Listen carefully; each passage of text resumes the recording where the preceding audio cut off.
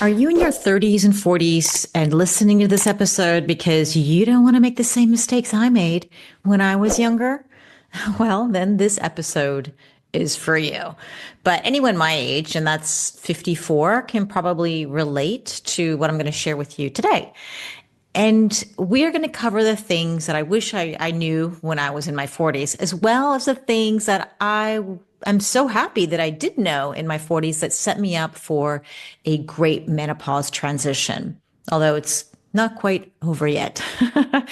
I'm still in late perimenopause. I had regular periods until I had my first hip surgery in September, and it came back 1 month and then disappeared in January after my second hip surgery. So this is to be continued. So the first thing I really wish I knew about menopause was that there's a word called perimenopause, right? I didn't know about this. It didn't exist when I was in perimenopause. No one was talking about menopause. Menopause was not even on my mind. It was something that I'll get to when I'm in my 50s. And when you're still having small children around the house, it's just not something on your mind. But boy, I wish I knew about it. So if you're lucky enough to be in perimenopause and know that it's perimenopause, then wonderful for you. I wish I knew about hormones. I had no interest in hormones. It was something I knew as part of me, but yeah, it just, again, didn't realize at the time how powerful they are and how they're influenced by different factors in life about your thoughts, your feelings, the things that you eat, the pollution, the plastics, everything, everything. Hormones control everything. And I really wish I knew more about that. I'd probably study a bit more and probably certainly know a lot more about them now. But it's never too late. And that's why I'm here and invite guests who do talk all about the hormones. And so you can learn quite a bit in a short amount of time if you really want to put your mind to it. And another thing I wish I did in my 40s and in my 30s and probably my 20s is I wish I tracked my periods. I did not start tracking my periods until just before 50, I think, maybe 49. My periods are quite uneventful. So I've been really blessed throughout my life. They usually last about 4 days, maybe five, really quite uneventful, no painful periods, but I kind of feel it. You can kind of feel it's coming along, but nothing bothersome at all. I wasn't the kid who would stop my PE classes because I had horrible cramps or something like that. So I think that's probably a reason why maybe I just was not interested in tracking the hormones. Even when I was trying to get pregnant, I think maybe that was probably the only time I kind of tracked. I probably used a ovulation kit or something, but I really wish I knew. I just paid more attention, especially if I were to have a more difficult period, but I didn't. I wish I did. And then I would love to see if maybe, I'm in my mind, I'm thinking I'm about a 5 day girl when it comes to to my periods. I think I was a 28. Now I know for sure I'm a 25-day girl, but was I 28 and then go 25? I don't even remember because I wasn't really tracking it. And then I wish I tested more biomarkers like my cholesterol levels, my thyroid panel, certainly my sex hormones, my estradiol and my progesterone, testosterone. I would love to know what's normal for me. I wish I had done a Dutch test. Maybe it wasn't even existing back then. I don't know how long Dutch has been around, but I'm thinking a good 10 years at least. So it would have been around, but not many people knew about it. But in either way, I wish I paid more attention. I did start DEXA scans when I was probably about 48, but I probably would have done them earlier on. And at 48, they were fine. And actually, I think I did even a little bit earlier. So again, didn't pay much attention to that until I would have done it every year, but I didn't really realize how important bone health is. So I probably would like to know more about that. So if you are in your 40s or your 30s, I would say even in your 20s, or get your daughters to do some just general blood work just to know where they're at and what's normal for them. Because by the time we get to perimenopause, and if you tried to test them, it's really hard. And then sometimes if you know that you need to have higher levels, you're maybe a little bit abnormally high estradiol levels, or maybe abnormally low, or progesterone estrogen in balance with each other or not, it would be interesting to know what does it mean balanced for you? And because it's different woman to woman, and then it's just much harder to track when you're going through the middle and the late stages of perimenopause. Another thing I wish I knew was not to be afraid of hormones. I grew up in that WHI study, the Women's Health Initiative study, Women's Health Initiative study that scared us all. And my mother had died of breast cancer. She was taking hormones. I don't know which ones. All I can guess is probably synthetic. I don't even think bioidentical was available back then. And so, of course, I was scared of hormones. I thought my whole life after she passed away, I was 23. I thought, well, I will never mess around with my hormones. Never. I was scared. And then when I started to explore it I was 50, and I thought, you know what, I should probably be paying attention. And you start to hear more and more about how hormones are not bad. I started to learn more about it. And then I got on them and I started them, not completely convinced. So I was on baby dosages. I was okay with that. I didn't have symptoms. So it was hard to even titrate and figure out what was my dosage or not. But I wish I wasn't so afraid, and I wish I had maybe more robust dosages, because sometimes I think about my hips and my joint issues. Joint issues was pretty much only my hips, but I thought maybe I could buy a little bit more time or offset some of the damage if I had enough.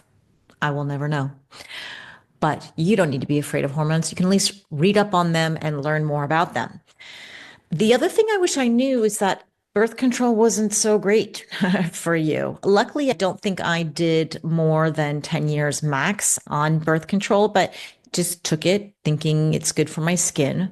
Really. That's why I started taking it. And I started taking it because I had a boyfriend, but it was really more for the skin than I really wanted it. So I was on it, and then I'd go off of it, and then my skin was horrible again. And then I went back on it, and then my skin was great.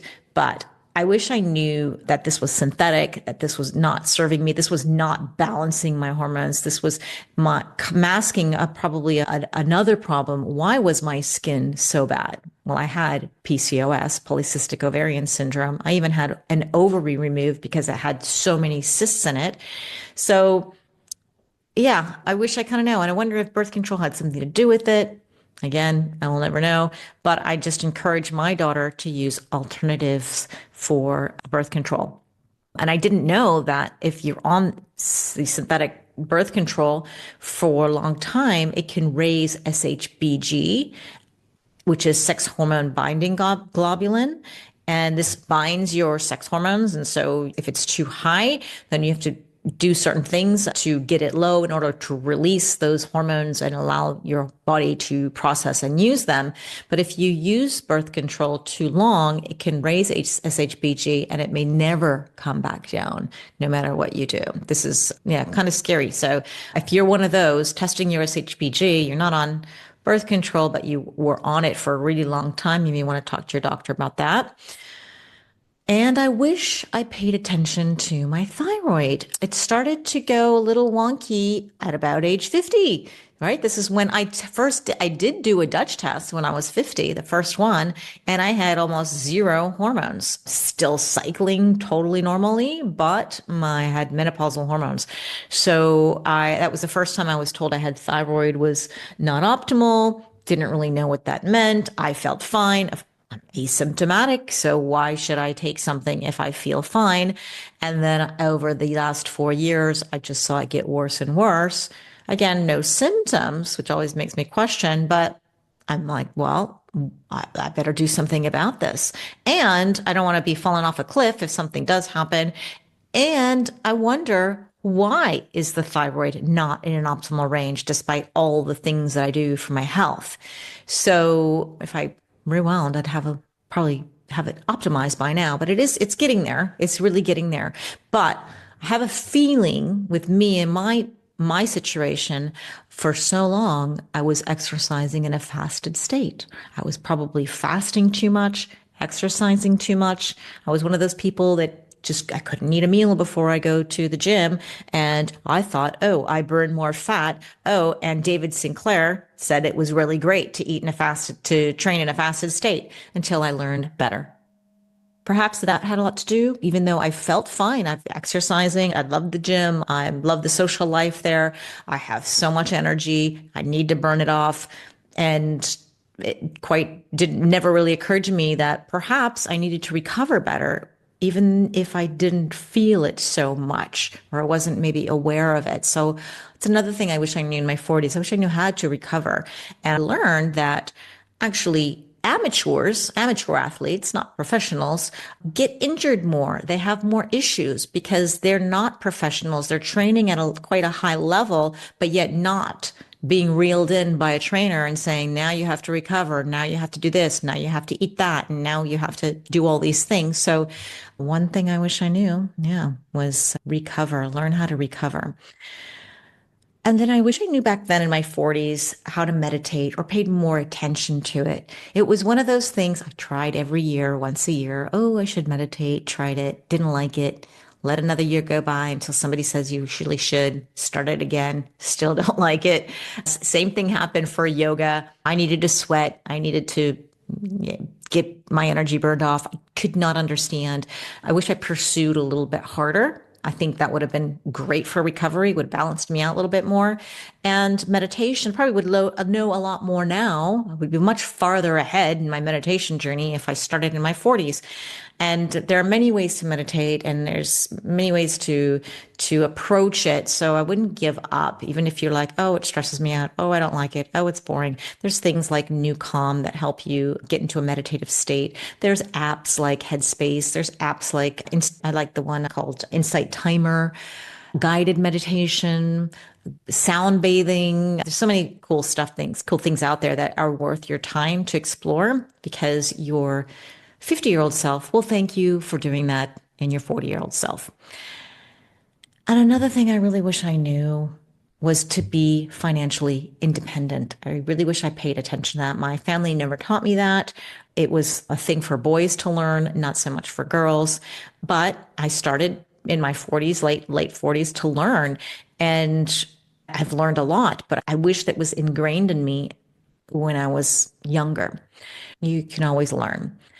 And I wish I could follow my instincts better when I was younger. I wish I listened to them better. And I think over time, and this is what age brings you and experience brings you, you can reflect on those instincts that you maybe didn't listen to and then act on them. So I think women are quite particularly powerful with this. And we do have our instincts and we tend to ignore them. And why not dial in, tune into it, trust them a little bit more, trust yourself a bit more, trust that instinct, go with it and see if that brings you anywhere. And if you're listening now in your 50s and 60s, well, okay, it's not too late. We can still do this. And another thing I wish I knew in my 40s was to use my voice. I didn't know how to do it, and I didn't really think about it. And I think menopause has brought me that. Experience has brought me that. And maybe the fluctuations, the hormones make me more challenge things more and use my voice and know myself better. When the children leave the home, at least in my case, I had more time for myself. I had more time to be introspective. I could ask myself, what do I want? What do I need? No one ever asked me. And to be honest, if they did ask me, I wanted harmony in the family. I want what was best for the family. Never really putting myself first, which I don't think is necessarily a bad thing, but what made me happy was when there was harmony. So when I thought about, oh, what do I want? Well, there's a great time to reflect. And this is what menopause can bring us. And that's helped me to use my voice. And another thing I wish I knew more. I knew a bit, but I don't think it was quite there, was that I wish I cared less about what people think. And that's another power that menopause brings us. We do start to not give enough of what people say and what people do, and we become a little bit more confident with ourselves. And I didn't realize that no one really cares about me. Everybody's too wrapped up in their own egos. And so I think, I I wish I knew that. I wish I knew that. And I'm only just getting to start to know that. So by the time I'm 60 and 70, I'll be even more empowered. So those are probably about 12, 13 things that you can take away with you and work on in your 40s or 30s to become a better perimenopause person, right? Have a better menopause transition. Now, these are the things that the next ones are the things that I am happy I knew about or actually did in my 40s that really set me up for a better chance to get through menopause a little smoother. So I've been very active all my life. I'm I've got lots of energy. I enjoy exercise. I enjoy challenging my body. I love testing the limits. Maybe I went too far. I don't know. And I've always been interested in wanting to be strong, not thin. I liked that strength when I saw women who were lifting heavy, or even when I was doing aerobics with Jane Fonda, I always kind of looked at that as being strong.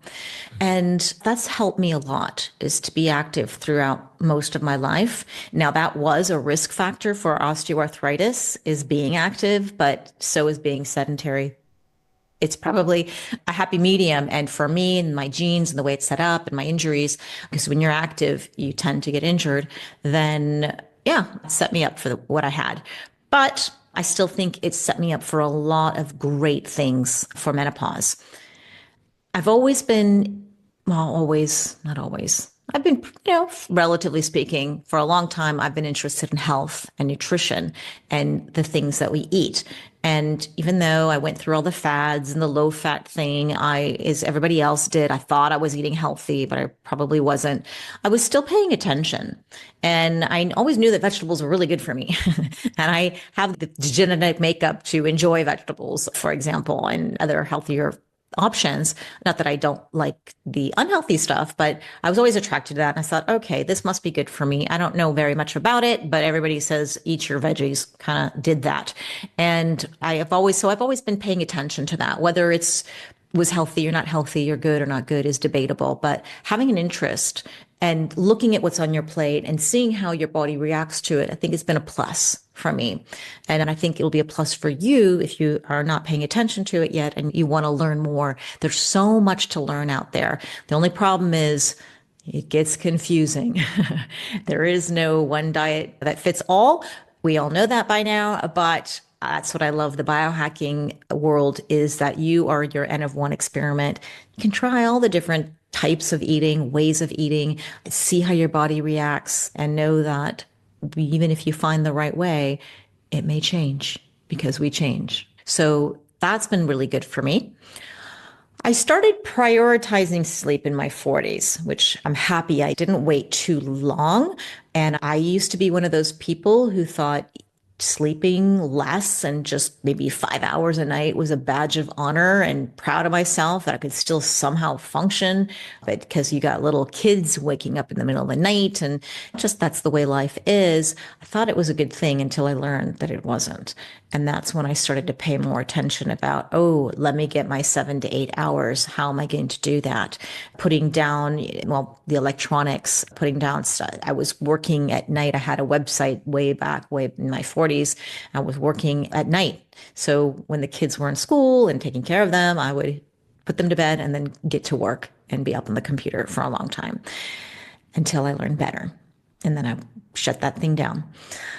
And then next, I learned to start taking care of my skin. I always thought I was a little late, right? In my 40s to start taking care of my skin. I wish I knew about that in my 20s and 30s, but I didn't. But was never too late. And it's never too late for you now. No matter how old you are, you can always start taking care of your skin and your skin health, paying attention to it. Your skin is like a barometer for your health, right? You can see what's happening on the inside sometimes with what's going on the outside. If you have acne, if you have redness, if you have itchiness, if you have dry skin, these are all signals of what's going on indoors. Taking care of your skin, paying attention to it is really important. I did start an eye cream when I was 30 years old. And that was really good. and then I stopped. And then I went on again, stopped again, like everybody else, right? But I do remember the first time I thought, oof, I should probably do this. But I really started to pay attention, more attention to my skin and getting a good skincare routine, understanding how food affects my skin, these kinds of things, wearing sunscreen. I wasn't wearing it as often as I am now. And I think that's because as you see the wrinkles coming on, you're like, oh, I better be doing this every day, even on cloudy days.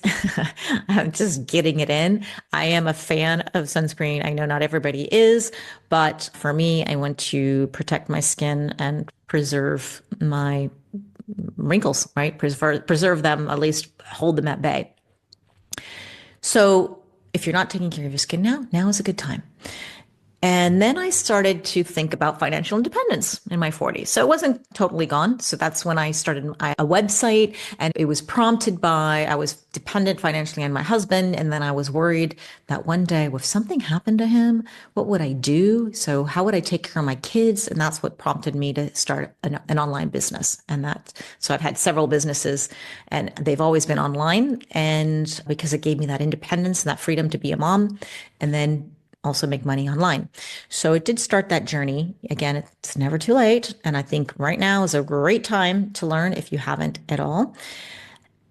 Another thing I learned in my 40s and much earlier as well is to be positive, to look for the silver lining. And I think it's been really helpful for me in terms of aging, in terms of menopause, in terms of the journey and the things that have happened. I haven't had a perfect life. My mom died when I was 23. How do you be positive about that? But you have to find the silver lining to keep moving forward and be healthy.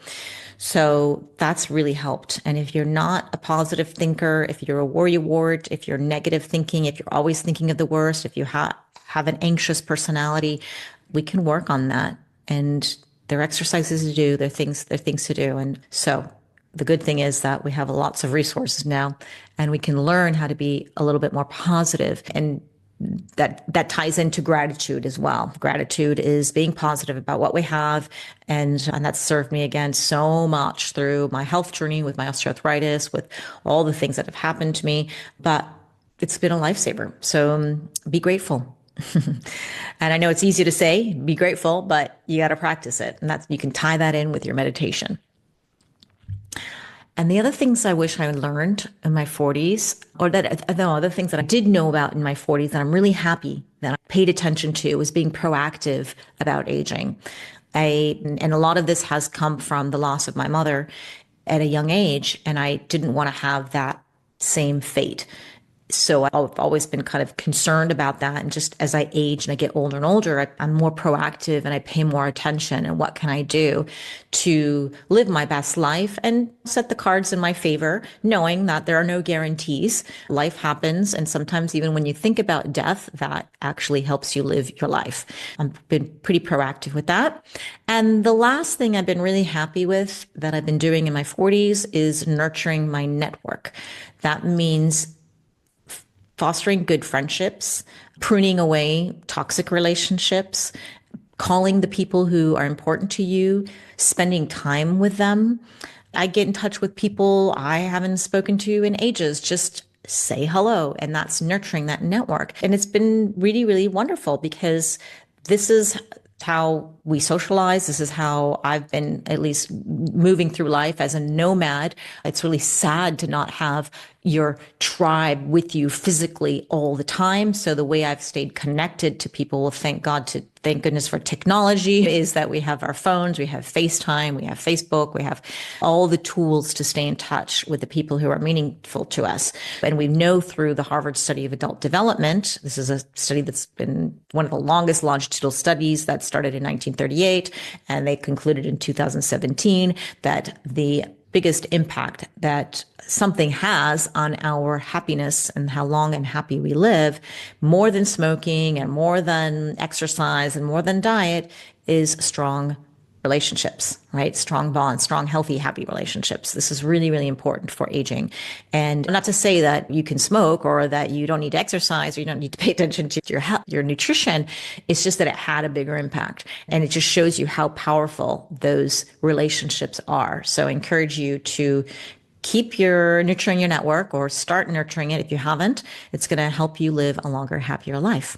So that's it. Those are my tips. Those are the things I wish I knew in my 40s and the things that I did know in my 40s that have been very helpful for my menopause transition. So if you have any questions, don't hesitate to reach out to me on social media or through my website, hackmyage.com. I'm glad you listened to the end. I hope this was helpful, and I will see you in the next episode.